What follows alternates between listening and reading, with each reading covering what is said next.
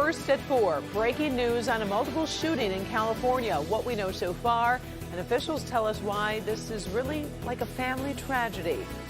Here in Detroit, Mayor Duggan announces a $30 million boost for affordable housing. We'll take a look at what that means for residents. Hey, Ben. Karen, we are still holding on to 70-degree temperatures, but look at that cold air ready to pounce. We'll look at that, plus the places that still could get wet tonight. Paula?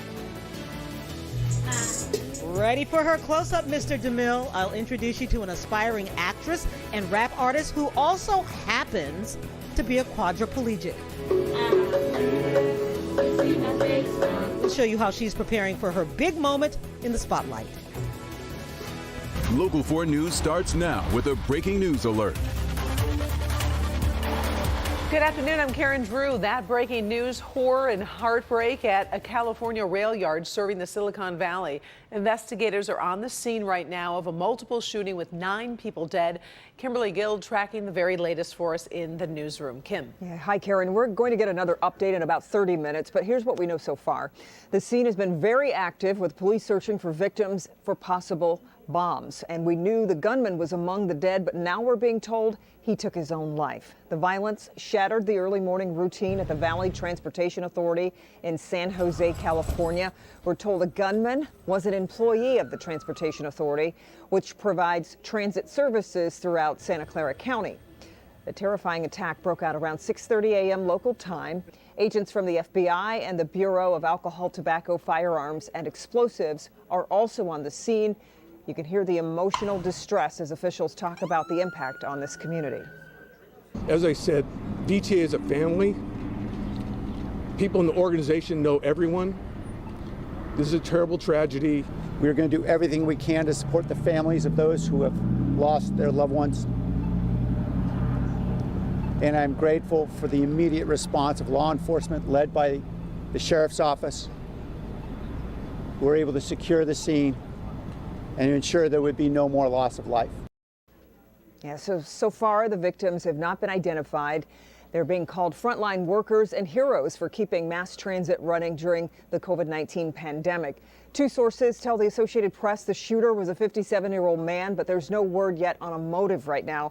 As I mentioned, we are expecting another update about 4:30, and we will bring that to you tonight on Local 4 News at 5 o'clock. Karen, back to you. All right, thank you, Kim. Sure.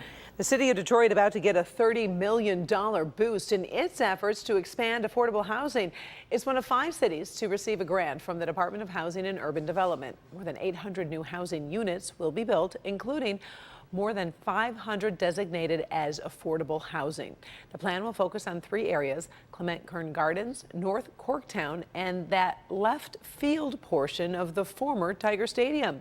Mayor Duggan says it's part of a commitment to provide housing for all income levels.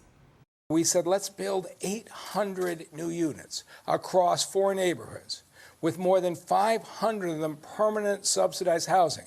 In fact, 20% of them will be so affordable that a couple making less than $19,000 a year can live in the neighborhood. People of all incomes will be here. This was our vision. Now, as part of the plan, Clement Kern Gardens will be rebuilt. Existing residents will be offered the chance to stay and won't pay higher rent. Construction will begin later this year. All right, now we do have an update on breaking news we brought you on Local 4 News at noon. Southfield police have given the all clear after investigating a hazmat situation.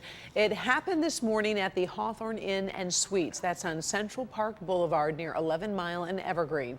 Police say an employee smelled a suspicious odor coming from one of the rooms. Firefighters took all precautions by evacuating the area. An investigation determined that the odor turned out to be hair dye. One person was treated at the scene.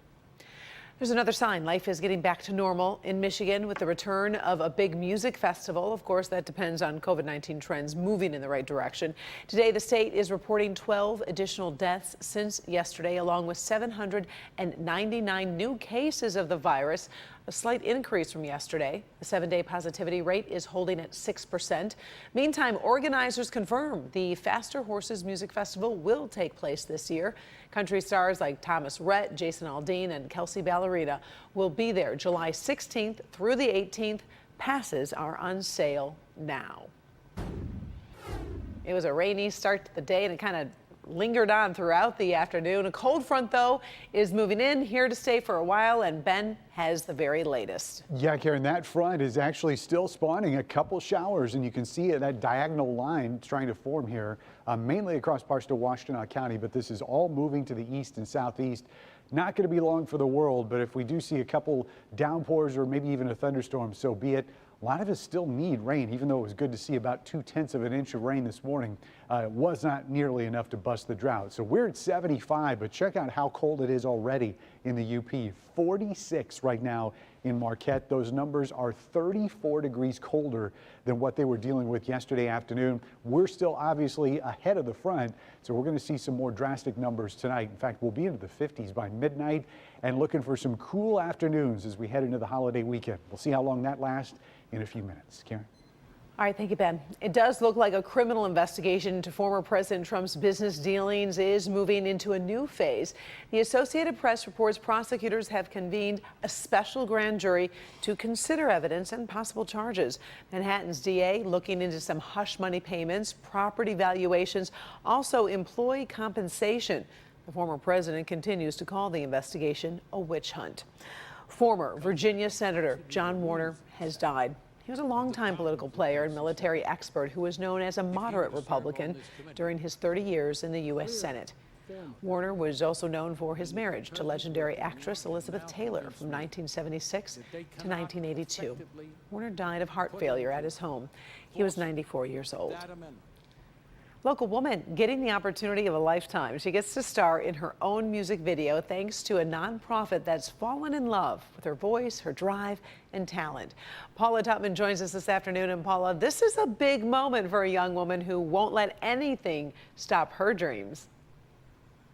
Yeah, it really is, Karen. And what Anna can really teach us is it is more important in how you view yourself rather than how others see you or even perhaps not see you.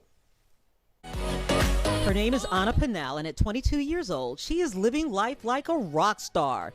Or make that a rap star.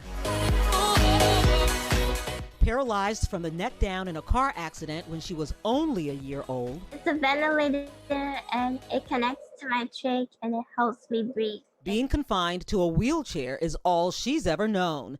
Yet she is unbound by her zest for life. But to so many in public, she's often invisible. When I go in the stores, like some people, they just walk right in front of me without like I'm not even there. So she lays down some beats and it smooths over some of life's wrinkles. And like any other normal young person, she has big dreams, and hers is being an actress and a rap star who just happens to be a quadriplegic. And nonprofit D-Man in Berkeley understands and is working to make all of Anna's dreams come true. D-Man stands for Danny's Miracle Angel Network. We're a nonprofit 501c3, and we got one mission, and our mission is to increase the quality of life for awesome people like Anna Pinnell. I love everything about this girl. I don't think I've ever seen her without a smile on her face. Can you lay down some tracks for me real quick? Downtown driving, all the boys stopping, driving in my Jag. And so the prep work is on to shoot Anna's first rap video.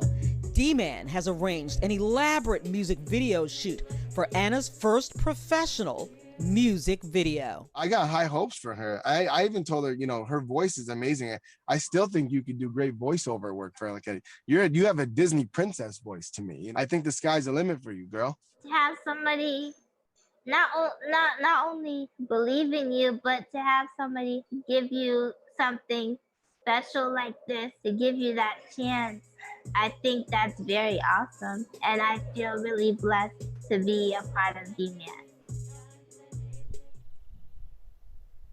So she's not only rapping, she's actually writing her own tunes and she's rapping. The music video is actually going to be shot in June. And listen, in terms of being an actress or even a rap artist, Karen, I could do these stories all day long. How completely awesome would it be for her to actually become an actress who happens to be a quadriplegic? I just think This is such an incredible story. I am so impressed with this young woman and how she sees herself so we can see it the same way. I love the story, and I love all the different levels of talent she has. And also that smile, like you said, throughout that entire story, Right? she was smiling the whole time.